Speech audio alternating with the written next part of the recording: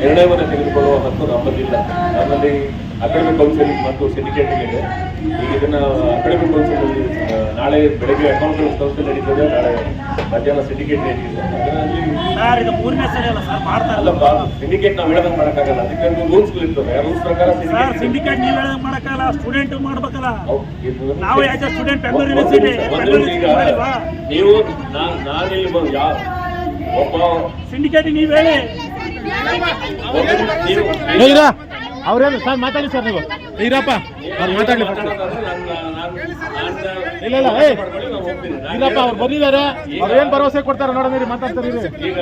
ಕಾಲೇಜಲ್ಲಿ ಎಕ್ಸಾಮ್ ನಡೀತಾ ಇದೆ, ಅದಕ್ಕೆ ಕ್ಯಾಂಪಸ್ ಅಲ್ಲಿ ವಿದ್ಯಾರ್ಥಿನಿಯರಾಗಲಿ ಬರೀ ಅಂಬೇಡ್ಕರ್ ಸೇರಿಯವರಾಗಲಿ ನೀವು ಬಂದು ಅಲ್ಲಿ ಕೂಡ ಸಾಮಾನ್ಯ ಹೆಣ್ಮಕ್ಳು ಪರೀಕ್ಷೆಗೆ ಬರೀತಾರೆ, ಅವ್ರು ತೊಂದರೆ ಆಗಬಾರ್ದು, ಅದಕ್ಕೆ ಹೋರಾಟವನ್ನು ನೀವು ಹೊರಗೆ ಮಾಡ್ಕೊಳ್ಳಿ ಅಂತ ಹೇಳಿದ್ರು. ಪೊಲೀಸ್ ಅವರ ಸಹಾಯವನ್ನು ಕೇಳಿದ್ರು, ಅದಕ್ಕೆ ಬಂದೋಬಸ್ತ್ ಮಾಡಿ. ಸೊ ಇಲ್ಲಿ ಏನು ಹೇಳಿದ್ರು, ಈಗ ಅಂಬೇಡ್ಕರ್ ಸೇನೆಯವರು ಆಯಿತು ನೀವು ಇಲ್ಲಿ ಬಂದು ನಮ್ಮ ಮನವಿಯನ್ನು ಸ್ವೀಕರಿಸಿ ಅಂತ ಹೇಳಿದ್ರು, ನಿಮ್ಮ ಮಾತು ಗೌರವ ಇಲ್ಲಿ ಬಂದಿದೆ.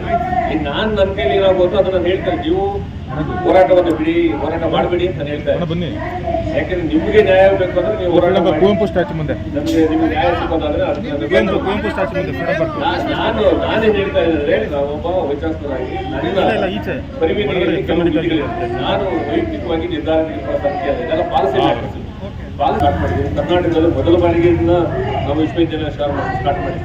ನಿಮಗೆಲ್ಲ ಒಂದು ಮಾಹಿತಿ ಹೇಳ್ತಾ ಇದ್ದೀನಿ, ಇದನ್ನ ಇದೇ ಕೋರ್ಸಸ್ ಅನ್ನ ನೀವು ಪ್ರೈವೇಟ್ ಇದರಲ್ಲಿ ಯೂನಿವರ್ಸಿಟಿಗೆ ಹೋದ್ರೆ, BS ಹೋದ್ರೆ ಇದಕ್ಕೆ ಅಪಾಯಿಂಟ್ ಮಾಡಕ್ಕೆ ಬರೋದು. ಈಗ ನಾನು ವಿದ್ಯಾರ್ಥಿಗಳು ಮತ್ತು ನೀವೇನು ಮಾತಾಡಿರ್ತೀವಿ, ಚೇತನ್ ಕುಮಾರ್ ಸಂಬಂಧಪಟ್ಟ ಹಾಗೆ ಒಂದು ಸಮಿತಿಯನ್ನ, ಆಂತರಿಕ ಸಮಿತಿಯನ್ನು ನಿರ್ಮಾಣ ಮಾಡಿದ್ದೀನಿ.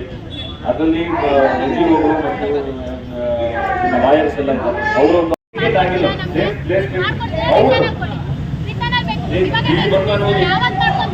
ಕೇಳ್ರಿ, ನೀವು ಟಿಕೆಟ್ ಮಾಡ್ಬೋದು, ಅದರಲ್ಲಿ ಮಾತಾಡೋದು. ಇಲ್ಲಿ ಕೇಳಮ್ಮ, ಕೇಳಿದೆ.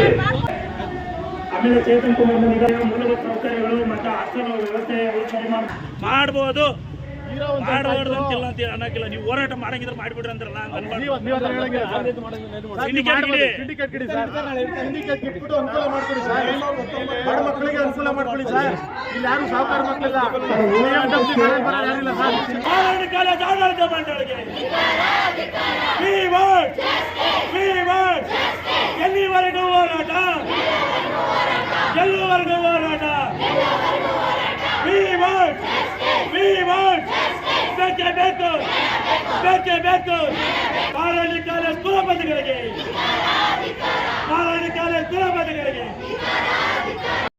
ಬಡ ಹೆಣ್ಣು ಮಕ್ಕಳಿಗೆ ಎಜುಕೇಶನ್ ಮಾಡೋದಕ್ಕೆ ಅವಕಾಶನೇ ಇಲ್ಲ ಅನ್ಸುತ್ತೆ. ಆ ಥರ ಈ ಮಹಾರಾಣಿ ಕಾಲೇಜ್ನಾಗ ದೌರ್ಜನ್ಯಗಳು ನಡೀತಾ ಇದ್ದಾವೆ. ಒಂದು ಟಾಯ್ಲೆಟ್ ಕ್ಲೀನ್ ಇಲ್ಲಾಂದ್ರೆ ಹೆಣ್ಮಕ್ಳು ಇರೋ ಜಾಗದಲ್ಲಿ ಇನ್ನೇನಕ್ಕೆ ಕಾಲೇಜ್ ನಡೆಸ್ತಾರೆ? ಕುಲಪತಿಗಳು ದೌರ್ಜನ್ಯ ಉಡಾಪಿ ಉತ್ತರಗಳು ಕೊಡ್ತಾರೆ. ಧರಣಿ ಮಾಡ್ಕೊಂತೀರಾ ಮಾಡ್ಕೊಳ್ರಿ, ಏನು ಮಾಡ್ಕೊಂತೀರಾ ಮಾಡ್ಕೊಳ್ರಿ ಅಂತ ಹೇಳ್ಬಿಟ್ಟು ಉಡಾಪಿ ಉತ್ತರಗಳು ಕೊಡ್ತಾರಂದ್ರೆ ಎಲ್ಲಿ ಹೋಗ್ತಾ ಇದೆ ಸಮಾಜ? ಏನು ಮಾಡ್ತಾ ಇದೆ ಸರ್ಕಾರ? ಇವ್ರನ್ನೆಲ್ಲ ಯಾರು ಹೇಳೋರು ಕೇಳೋದಿಲ್ವಾ? ಇವ್ರು ಯಾರು ಚೇತನ್ ಕುಮಾರ್ ಅಂತೇಳ್ಬಿಟ್ಟು ಅಕೌಂಟೆಂಟ್ ಇದ್ದಾನೋ ಇವನ್ನ ಈ ಕೂಡಲೇ ಜೈಲ್ ಕಳಿಸ್ಬೇಕು. ಅಮಾನಂತಲ್ಲ, ಜೈಲ್ ಕಳಿಸ್ಬೇಕು ಇವನ್ನ. ಒಂದು ಓದ್ತಾರೆ ಹೆಣ್ಮಕ್ಳ ಮೇಲೆ ದೌರ್ಜನ್ಯ ಮಾಡ್ತಾರಂದ್ರೆ ಅವ್ರು ಕೇಳೋ ಹಕ್ಕುಗಳು ಕೇಳಿದ್ರೆ ಅವ್ರ ಮೇಲೆ ದೌರ್ಜನ್ಯ ಮಾಡ್ತಾರಂದ್ರೆ ಅವನಿಗೆ ಎಷ್ಟಿರಬೇಕು ಸಮಾಜದ ಬಗ್ಗೆ ಕಾಳಜಿ, ಹೆಣ್ಮಕ್ಳ ಬಗ್ಗೆ ಕಾಳಜಿ. ಹಾಗಾಗಿ ಇವತ್ತು ಫ್ರೀಡಮ್ ಪಾರ್ಕಲ್ಲಿ ಶಾಂತಿಯುತವಾಗಿ ಧರಣಿ ಮಾಡಿ ಒಂದು ಮೆಮೊರಂಡಮ್ ಕೊಟ್ಟಿದ್ರಿ. ಇದೇ ಥರ ಏನಾದರೂ ಈ ಹೆಣ್ಮಕ್ಳಿಗೆ ನ್ಯಾಯ ಸಿಗಲಿಲ್ಲ ಅಂದರೆ ಮುಂದಿನ ದಿನಗಳಲ್ಲಿ BC ಮುಂದ್ಗಡೆ ಉಪವಾಸ ಸತ್ಯಾಗ್ರಹ ಮಾಡ್ತೀರಿ ಅಂತ ಹೇಳ್ಬಿಟ್ಟು ನಮ್ಮ ಸಂಘಟನೆಯಿಂದ ಎಚ್ಚರಿಕೆ ಕೊಡ್ತೀವಿ ಸರ್. ದಲಿತ ಚಳವಳಿ ನಾಗೇಶ್ ಅಂತ ಸಮತಾ ಸರಿದ ಯುವ ಘಟಕದ ರಾಜ್ಯಾಧ್ಯಕ್ಷರು.